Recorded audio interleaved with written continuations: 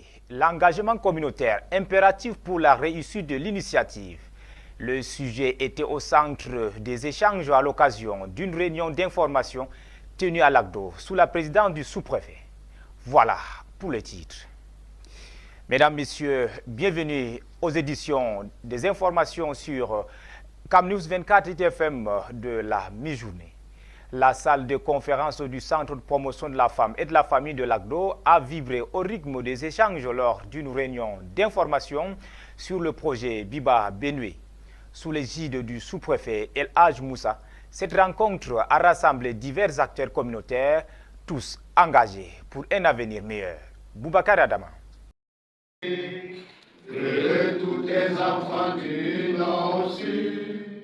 Ce mardi 14 janvier 2025, la salle de conférence du CPF de Lagdo s'est animée sous les auspices du sous-préfet de l'arrondissement, El Hadj Moussa. Ce cadre prestigieux a accueilli une réunion d'information cruciale portant sur le projet Viva Benue, initiative phare au service de la commune cible. Après l'exécution solennelle de l'hymne national, la cérémonie a pris son envol avec l'enregistrement des participants, suivi d'une présentation individuelle riche en diversité. L'importance de cette rencontre s'est rapidement fait ressentir. C'est alors que le sous-préfet a pris la parole pour ouvrir les travaux, soulignant l'importance de l'engagement communautaire pour la réussite du projet.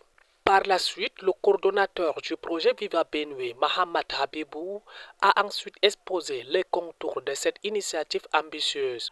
Avec rigueur, il a mis en lumière certaines zones d'ombre nécessitant clarification, suscitant des débats passionnés parmi les participants.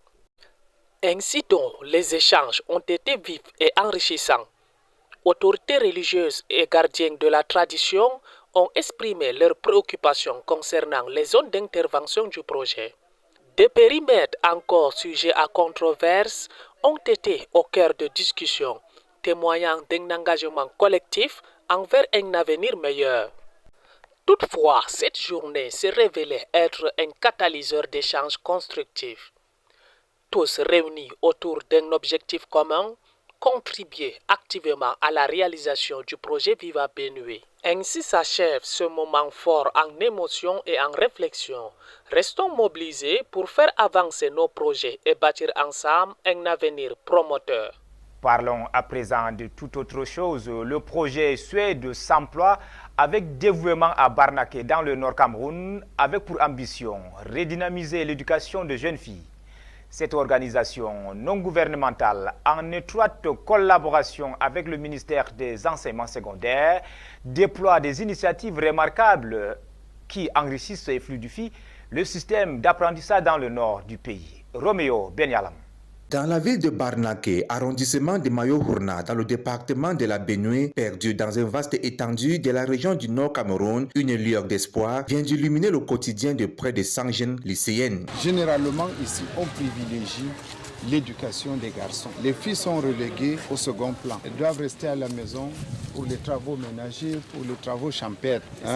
Et on vous envoie précocement en mariage. Grâce au projet Suède, une initiative régionale visant à autonomiser la femme et à favoriser le développement démographique au Sahel, ces jeunes filles, souvent marginalisées par le mariage précoce et les présenteurs socio-culturels et religieux, voient leur horizon s'élargir. Le projet vise à rehausser le niveau des filles qui ont eu moins de 10 de moyenne. Le projet permet également aux filles d'éviter les grossesses précoces, les mariages précoces. Donc, il prône la scolarisation de la jeune fille. Équipées des nouveaux kits scolaires offertes par le projet et financées par la Banque mondiale avec l'expertise technique de l'UNFPA, elles sont désormais mieux armées pour affronter les défis de la scolarité. À nous maintenant de travailler, nous sommes très contents. À partir d'aujourd'hui, cette fois-ci, l'examen dans les poches. Le projet nous a offert beaucoup de cadeaux et ça va nous aider à préparer notre examen. Il nous a offert beaucoup de cadeaux, les cahiers, la calculatrice, l'académie, le powerbank, lampe. Comme pour moi, lampe là, je peux étudier avec pendant dans la nuit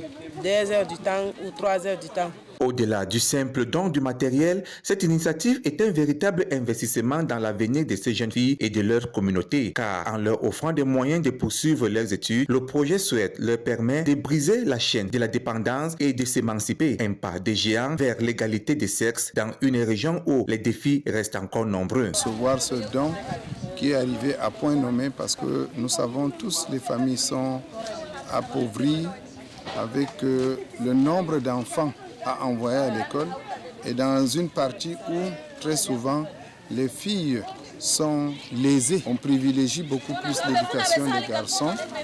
Donc, ce qui fait que cet appui inestimable que vous apportez à la fille va l'encourager à faire l'école, va motiver les parents à les soutenir afin de relever le taux de scolarisation des jeunes filles.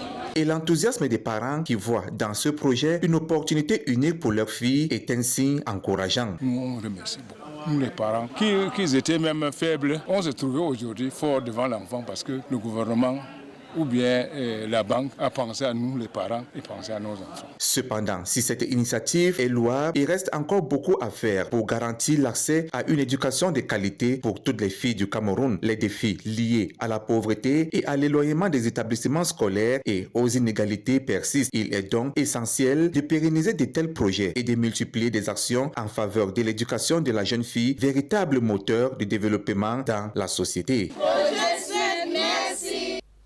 Restons en éducation. L'association des vétérans du Djipor de Lagdo vient de remettre des kits scolaires aux élèves des écoles primaires publiques et inclusives de Djiporde.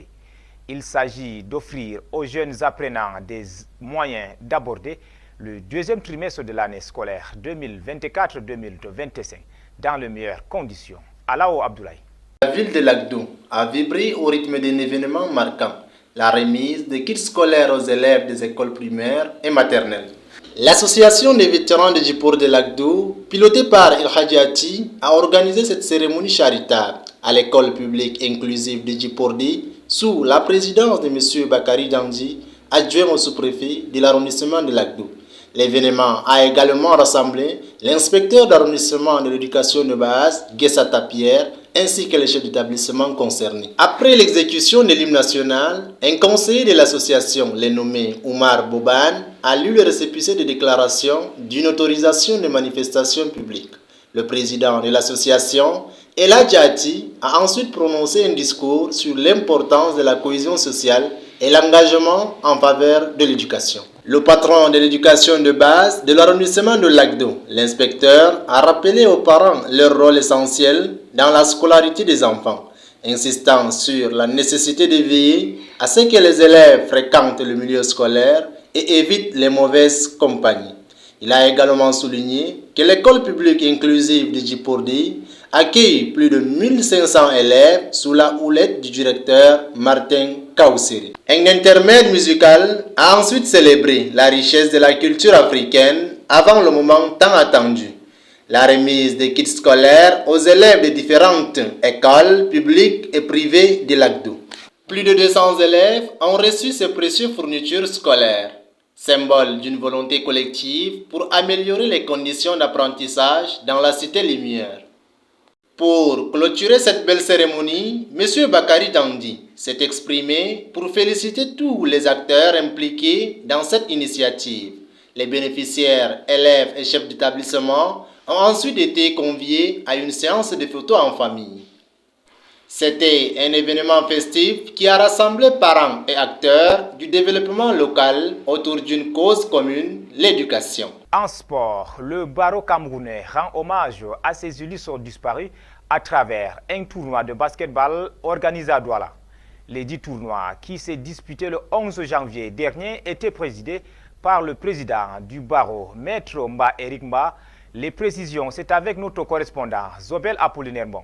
Ils sont 4 illustres avocats, tous membres de la Team Bar Association, qui ont rangé leur toge et quitté définitivement le parquet après avoir été brutalement arrachés à la vie.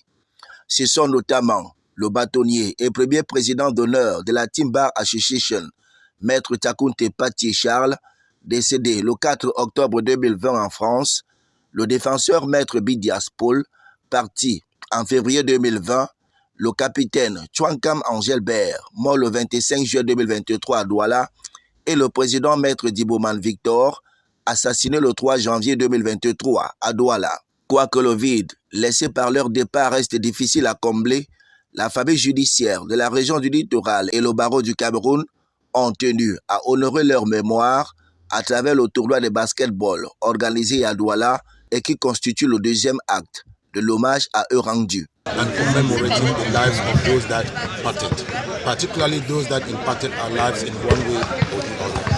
So it is not just because they are gone that we that is what makes this tournament so important. We can only come together to let other colleagues know that we are stronger together, and even when we part, we always think about the family. Au-delà de l'ébullition suscitée par le jeu, ce tournoi de basketball était aussi l'occasion pour les avocats de montrer leur solidarité à l'endroit des familles des disparus. You see, this is the second edition. It started. It's definitely going to go ahead. And you see, when you talk about when you see the people, medias.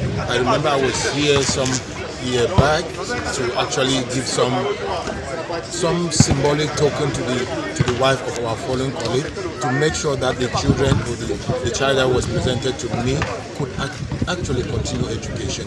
We think about Diboma, who was actually slain in cold blood.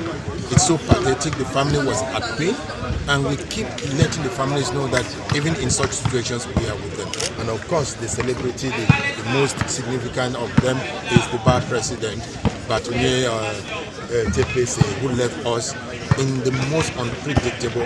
Le tournoi disputé en une seule journée a connu la participation de plusieurs équipes du corps judiciaire et en dehors.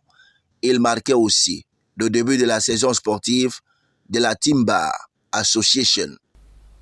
Voilà, mesdames, messieurs, c'est la fin de cette édition d'information de la mi-journée sur CamNews 24 et d'FM en direct de Garoua. Merci pour votre fidélité.